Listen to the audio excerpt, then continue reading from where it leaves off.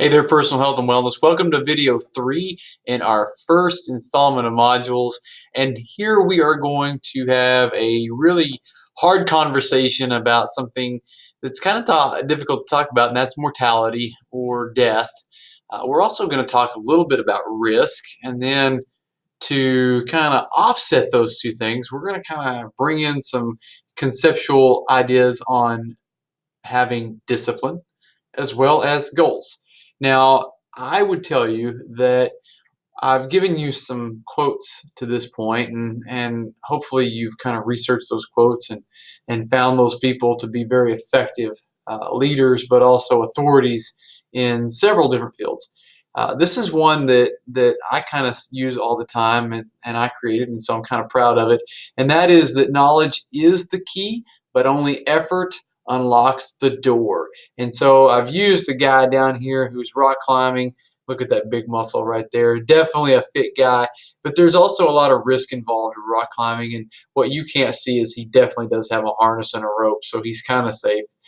Still could succumb to some injury, but I use this kind of as an example as we talk today. So we'll go back to that here in just a minute. But the question comes up: what kills Americans? And so we're going to focus on Americans specifically here. And what we know is from the Centers of Disease Control that heart disease or cardiovascular disease is the #1 killer of Americans, and this has been true for many years now. #2 is cancer. #3 is chronic lower respiratory diseases. That's like emphysema and chronic bronchitis. Asthma kind of sits in there somewhere, but it doesn't have the alarming death rate that the other two do. #4 is stroke or cerebrovascular accident. #5, unintentional injuries like falling when you're rock climbing or possibly a motor vehicle accident.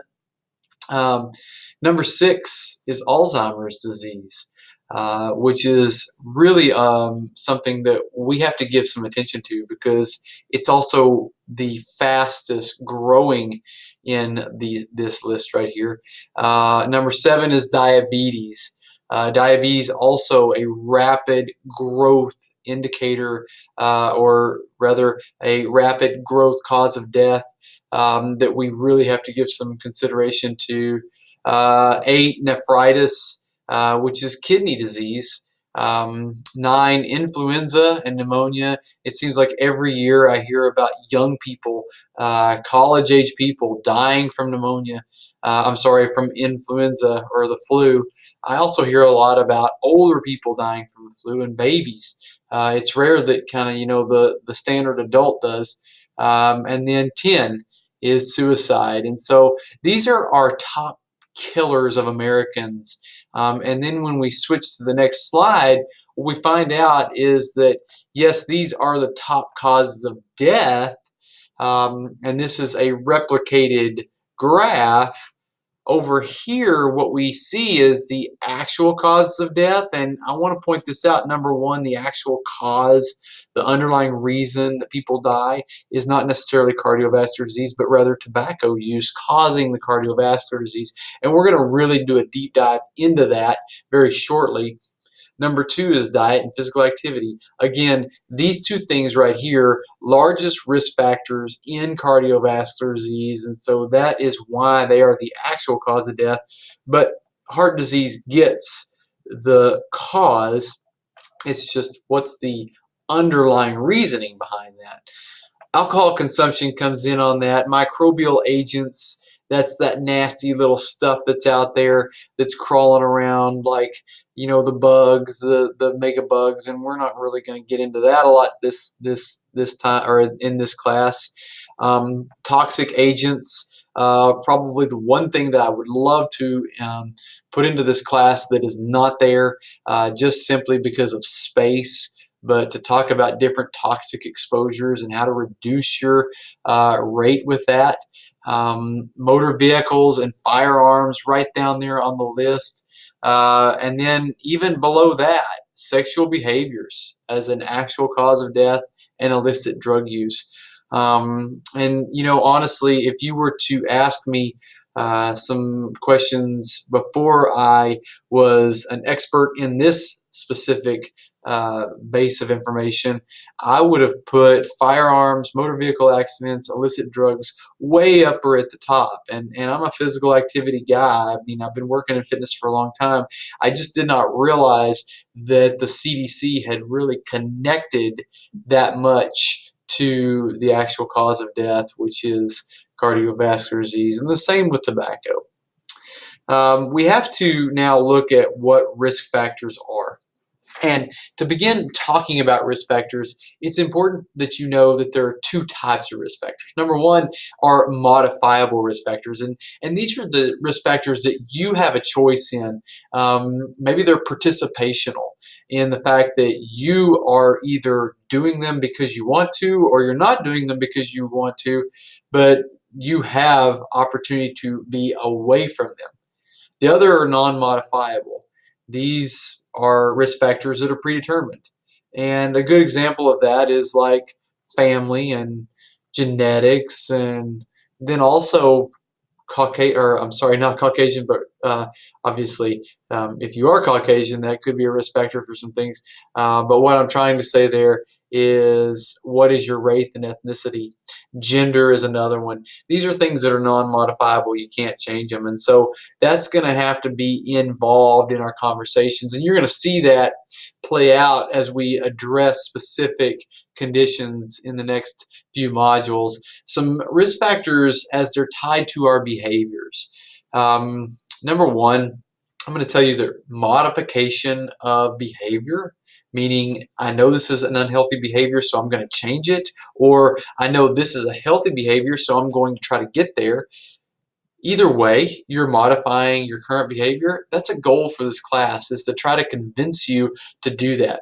And, it's often thought of as something that's not very easy, not very fun, and not always very socially congruent. And so I start by talking about something that's near and dear to all of us, and that is the amazing Pop-Tart, right? And chances are that many of you watching this have consumed a Pop-Tart recently.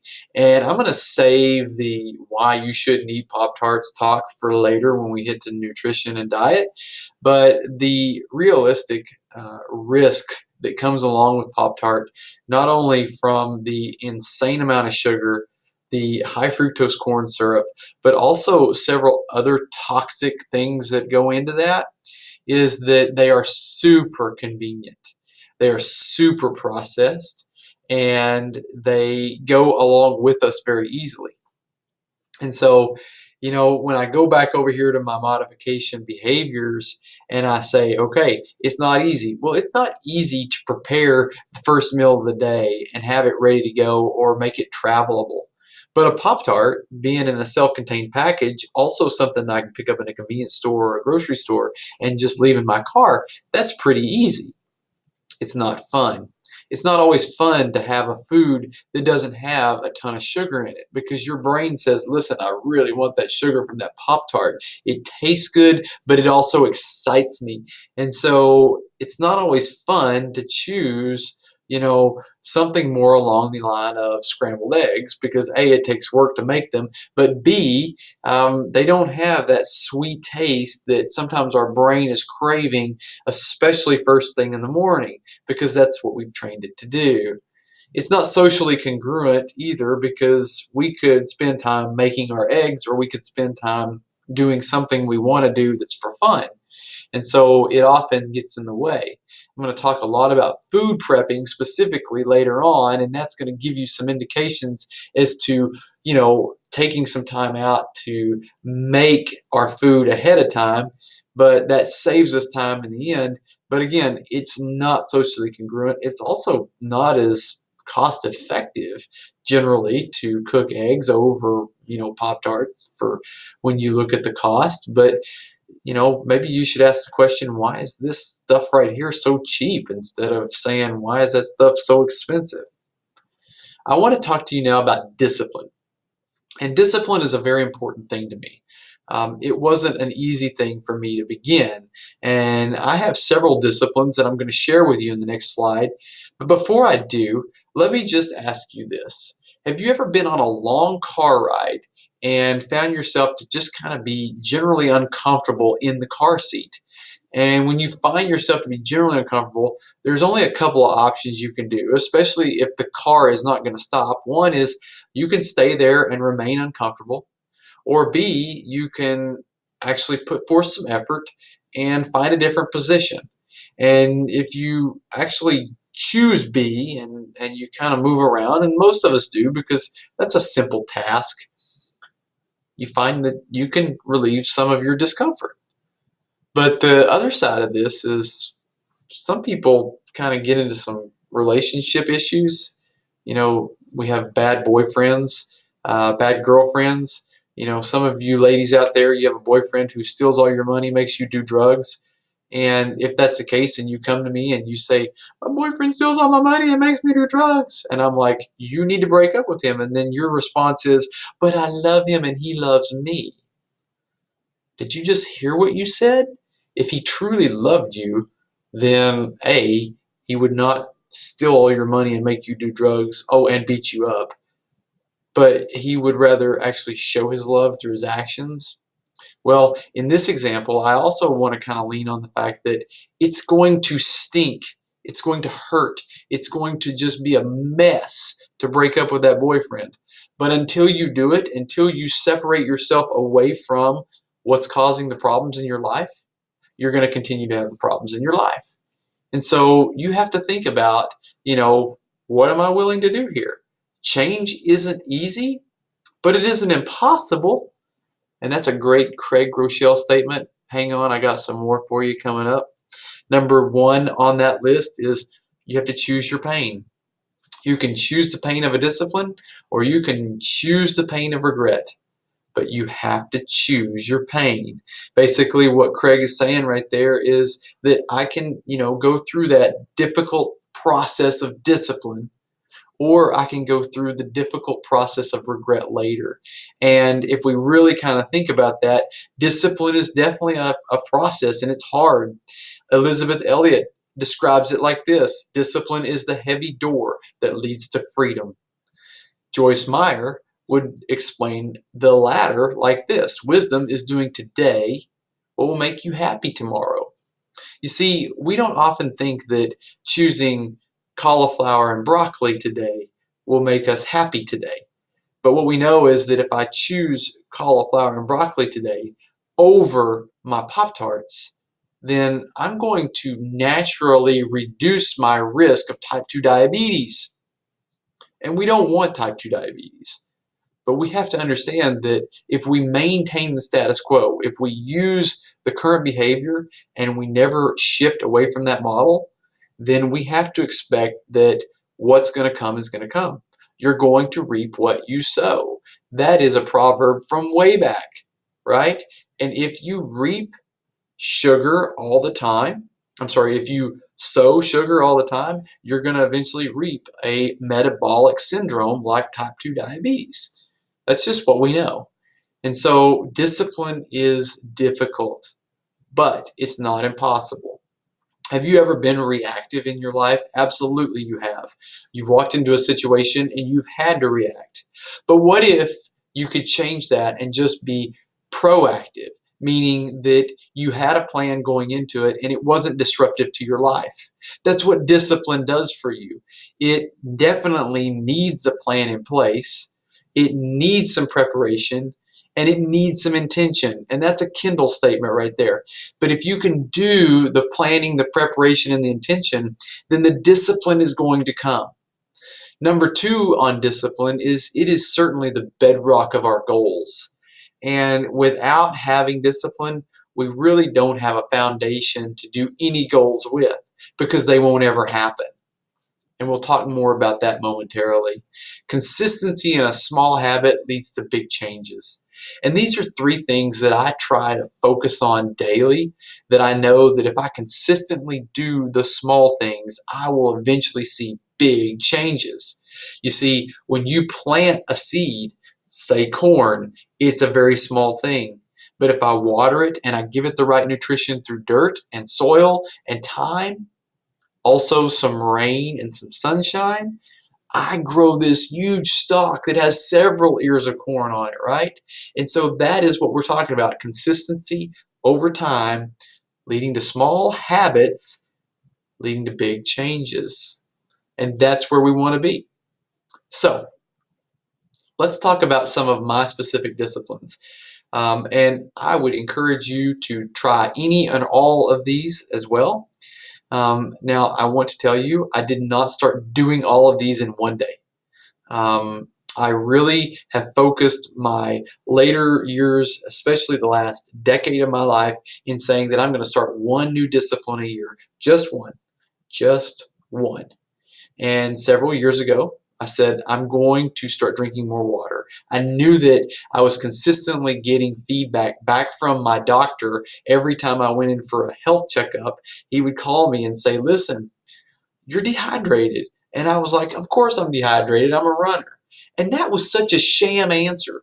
That was me trying to cover up the truth that I wasn't drinking more water. I was like, oh, well, I exercise, so I sweat. And he's like, well, a lot of people sweat, but you need to drink more water, Kendall. And I'm like, okay, whatever.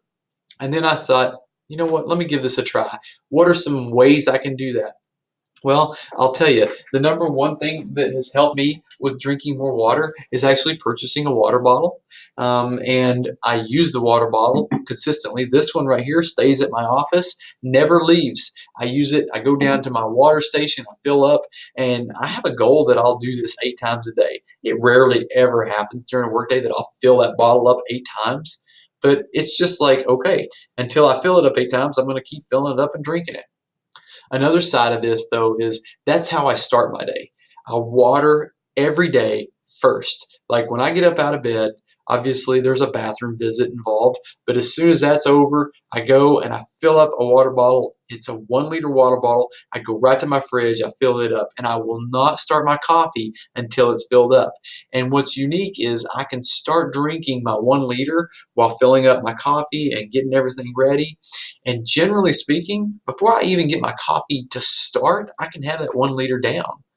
And immediately what I've done is I've given myself an internal bath and I've hydrated, and I know that I am starting my day with the right sequence of events, because who wouldn't be better off to drink more water? Number two is I really protect and assess my sleep. And I don't always assess it with a metric or a measuring tool, although those are out there, and there's some that I'm really interested in buying. I haven't currently started doing that yet. I'm just at a point in my life where I still have young children, and so I know that my sleep is going to be interrupted. And when it's not, it's kind of amazing because I wake up and I'm like, holy cow, I just slept for 7 hours uninterrupted. And it's almost euphoric in the way that it happened. But I know that sleep is important. We're going to talk more about that. One of the ways that I protect my sleep is I set my phone to do not disturb at 6 p.m.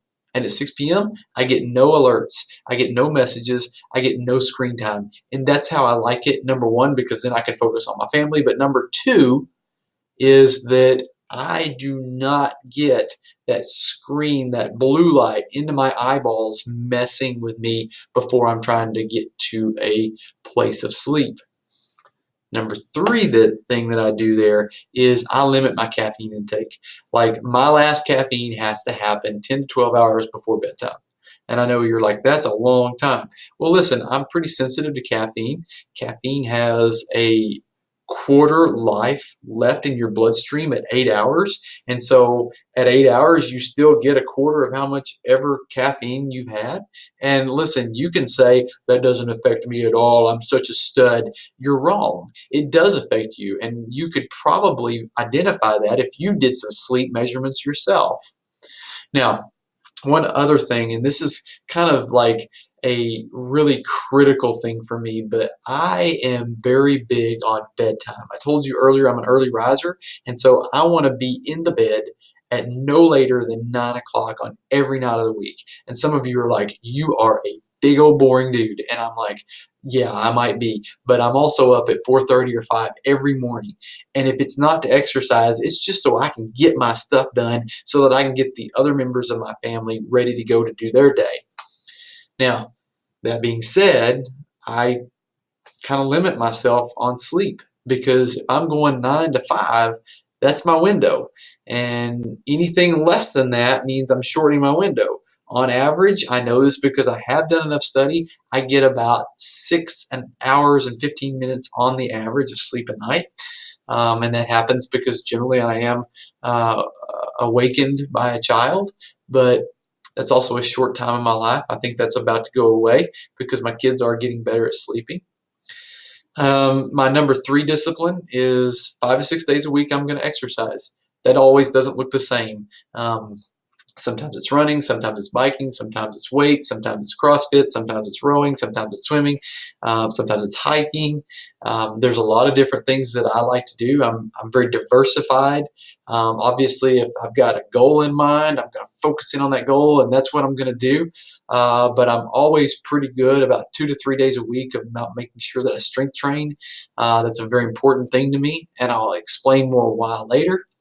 I also try to read and pray daily. This is a big part of not only my spiritual practices, but also my intellectual practices. I want to put into process the idea that I'm going to focus my attention in on something. Very commonly, I do read a Bible, I do pray after that, but one of the other sides of this is I just try to pick up something that I can read, even if it's for 5 minutes. That way, I'm enhancing my knowledge about something every day. And then I usually beat my wife up talking about it because I'm so excited about what I've read.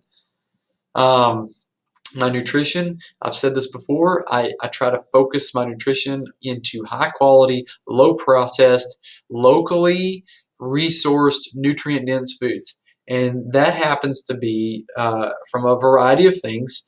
I am a meat eater. I do consume quite a bit of meat. I try to grow any of the meat that I eat or harvest that meat from the wild. I'm an avid hunter and fisherman.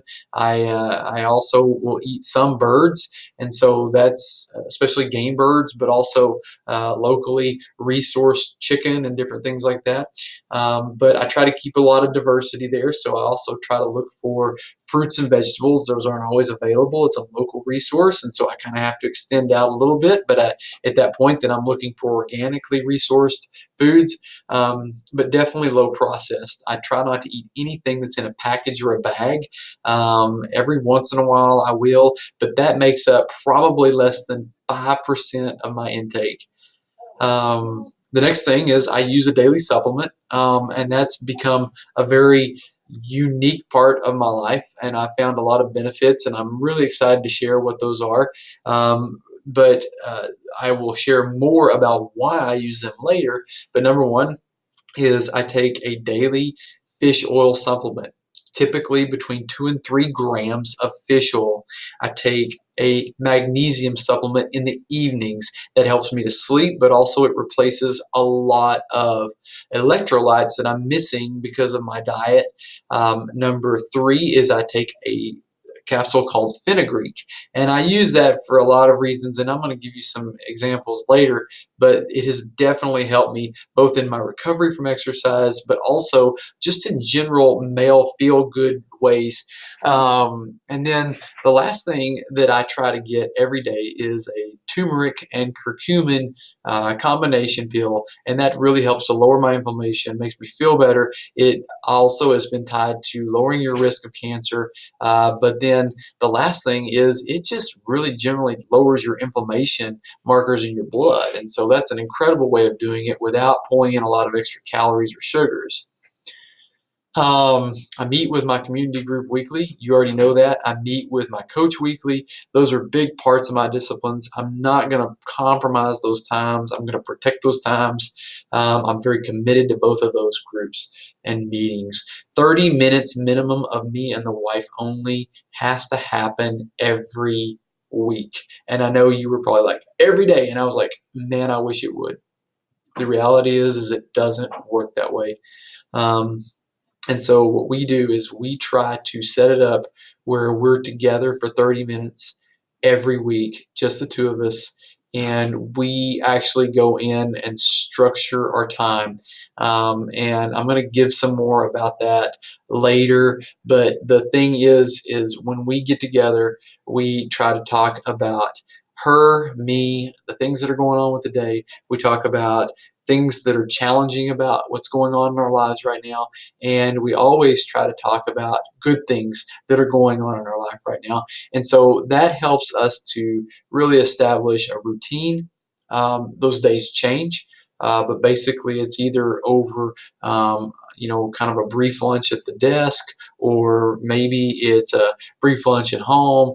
Sometimes it's because the kids are connected to an activity and we can have some time alone. Or, it very commonly occurs that we get a lunch run in every week, and that might help it. But we also try to schedule dates, and that's an awesome thing to do. It's hard to do because it's hard to find a sitter for 4 kids, and then pay them for 2 or 3 hours, and then actually go out and spend money on a date. So that's kind of some complicated things that are going on in our life. But these are my disciplines right now that are going on. I have some more, but these are kind of the most common ones and the ones that I wanted to share. When developing things going forward, specifically to goals, you need a management system. You can't just say, I've got a goal to run a marathon and expect it to get done. It has to be SMART. And the acronym SMART, again, this is another business world thing coming in: specific, measurable, achievable, realistic, and timely. Now, specific means, do you know what you want to do? Measurable means, how will you know when you've reached it? So it's measurable. It's something I can look at specifically. Is it in your power to accomplish it? That's achievability. We're going to look at some examples about that here in a minute, because that sounds a lot like realistic. And what's the difference between the two? Can you realistically achieve it?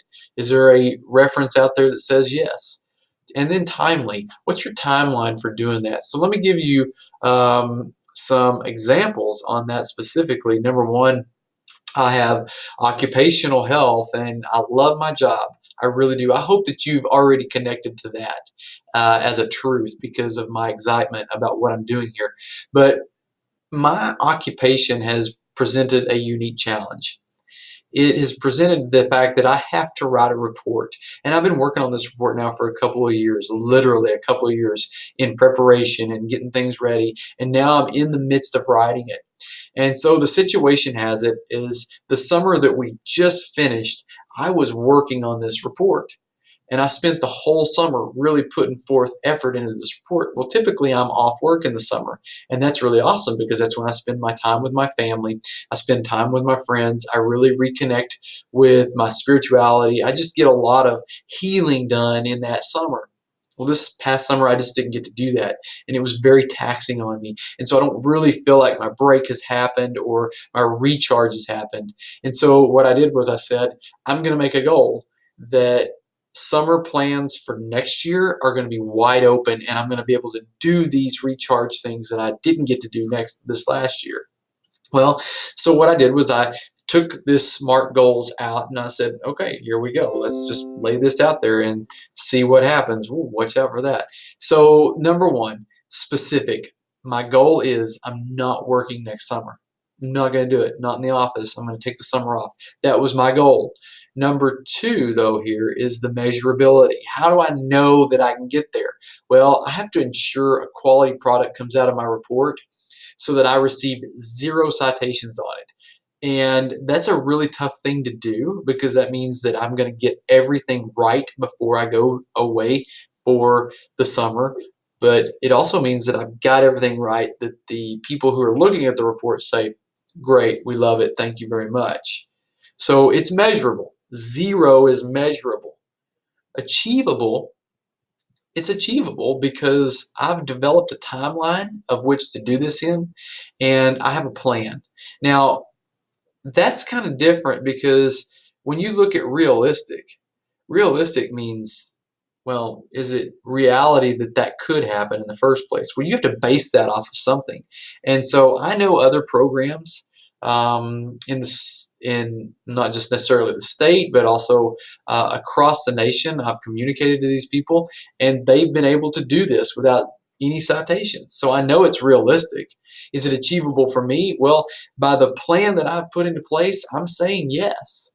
But that's part of my evidence. And what you're going to have to do is you're going to have to evidence your SMART goals by stating, Here's my evidence of why it's achievable, of why it's realistic. And we'll talk more about that here in just a moment. But the last thing is it is time oriented. At 1 year, I knew when I was going to have to get this in. I'd already had it set up on the calendar. I knew that I had a deadline to meet in August. I met it. I have another deadline in November. I'm going to meet that.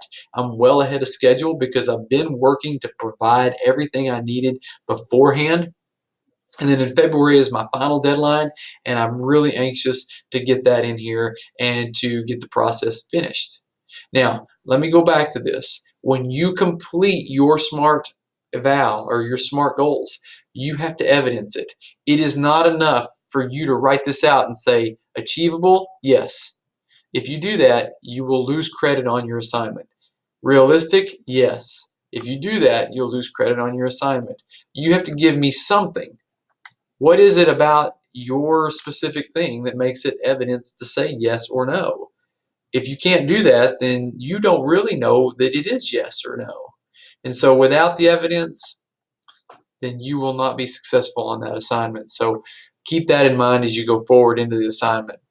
I want to talk now about process. SMART goals are great, but they don't always work out. Like, what happens if you don't accomplish your goal? Well, I'm going to tell you this. If you don't accomplish your goal, you have to focus in on what was your process and did you enjoy it? You see, SMART is a great way to do things, but it doesn't always work out. And when it doesn't, you have to shrink your change a little bit and evaluate, what was it about this that was wrong? Was it my specificity? Was it the measurability? Was it my time maybe? Do I need more time? Do I need less time? Do I need to change what it is my goal is? I don't know, but you have to shrink the change. And when you shrink the change, you make things happen a little easier. When I first said I'm going to drink water every morning, let me tell you something. I bought several water bottles and I ended up like taking them outside of the house and losing them, or they would break or different things. When I finally bought one bottle, I said, this bottle will not leave this cabinet. And I made that very clear in a declaration to my family, and they are not allowed to touch it. And they know that. That bottle gets filled up in the morning, it gets consumed, and then it gets put back in the cabinet and washed regularly. But it takes a small change. And I didn't drink water all day long. I just wanted to drink water in the morning. But that did lead to me drinking more water throughout the day because I found that I did feel better and I wanted to feel more better. So that was a big part of it. But can you step back and say, I'm going to evaluate the process over the product? You've probably heard it said that the journey is more important than the destination. Well, that's what we're looking at here. And I hope that you understand that you're not going to be perfect in any one of these things. That's not what we're asking you to do. We're asking you to evaluate, assess it, and move to a better place. So go now, look at our SWOT analysis and SMART goals assignment. Watch the video. I give you some more input on what that is. If you didn't catch it on the first time, catch it on this video. Hopefully, if you have any questions, you can shoot me an email. I'm really excited to start seeing some of your work coming in. Hope you have a good day. Please, again, email me if you have any questions at all. See ya.